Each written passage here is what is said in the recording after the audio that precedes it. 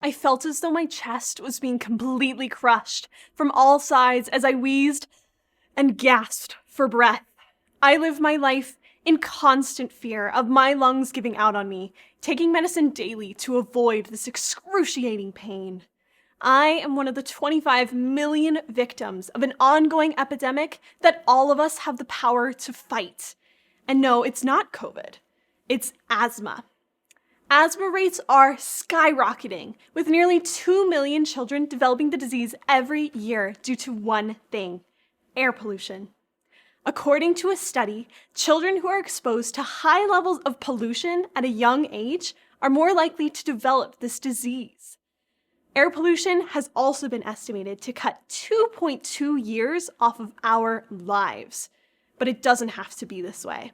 If we work to reduce air pollution, we can become a part of the solution and help stop this public health crisis.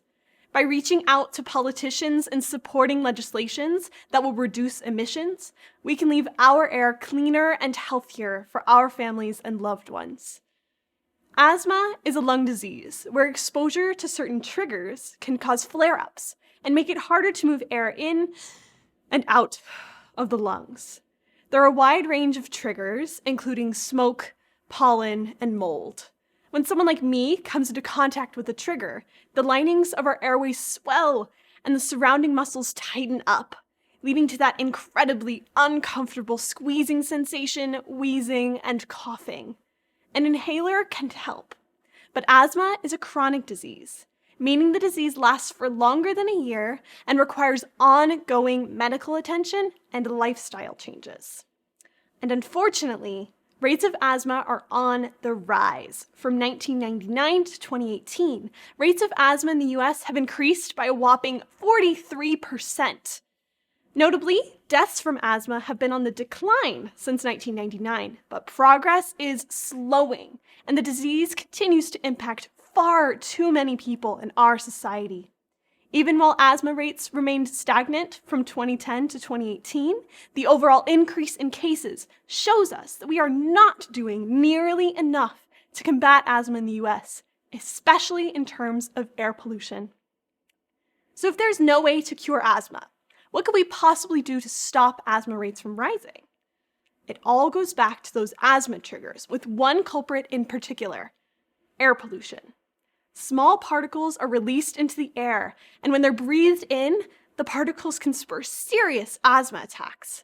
Many of my own attacks have been sparked by air pollutants. One of my very worst attacks happened right after a run out in the summer Texas heat.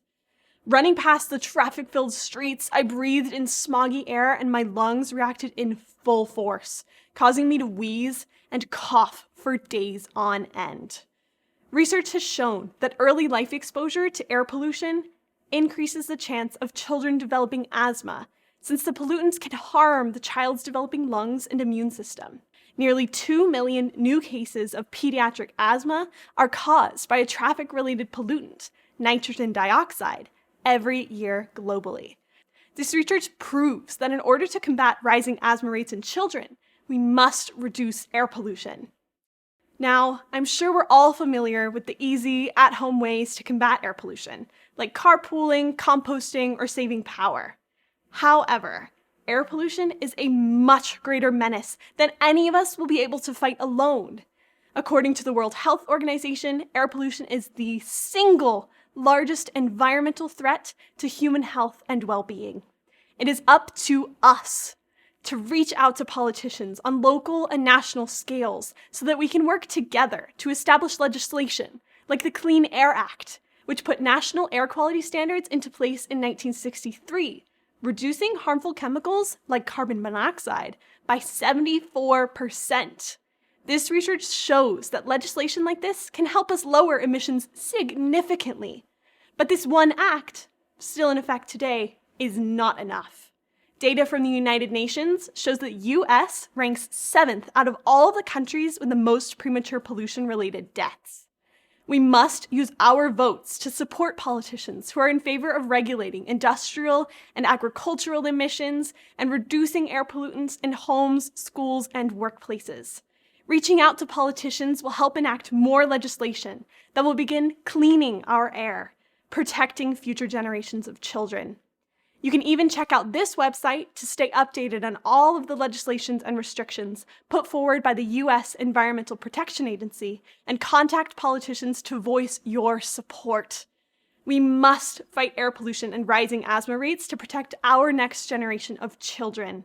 Reach out to your local representatives today to help support legislation that will reduce pollution and combat the asthma epidemic. Click here to find your local representative and reach out to them today.